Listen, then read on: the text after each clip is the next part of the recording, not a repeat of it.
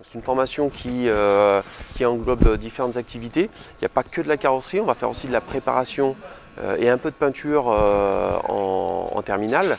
Donc on a quand même une formation qui est assez complète, enfin un panel d'activités qui est quand même assez large, qui va autant concerner l'accueil de la clientèle, le cœur du métier qui va être la réparation des carrosseries, la restructuration, le contrôle des trains roulants, aussi vraiment de la réparation, que ce soit traditionnelle, tire-clou, sous-lac avec des tringles. On va avoir de la préparation, voilà.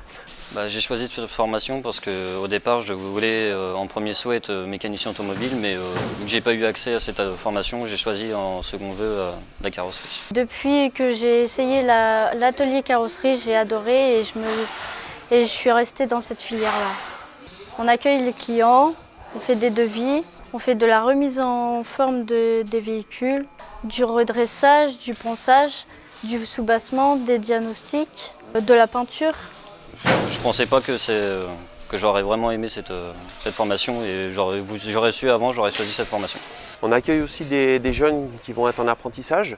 Ça va être du CAP réparation des carrosseries qui va se réaliser en 2 ans par le biais de l'apprentissage. Donc des jeunes qui trouvent donc un garage qui va les prendre en apprentissage.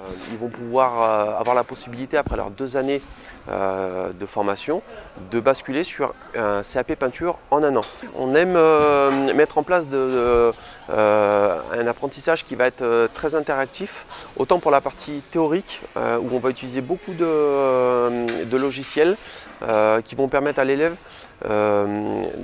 d'évaluer ses compétences par le biais de la voie informatique. Et pour la partie pratique également, on fait beaucoup de concours, ce qu'on appelle ici dans notre jargon des battles.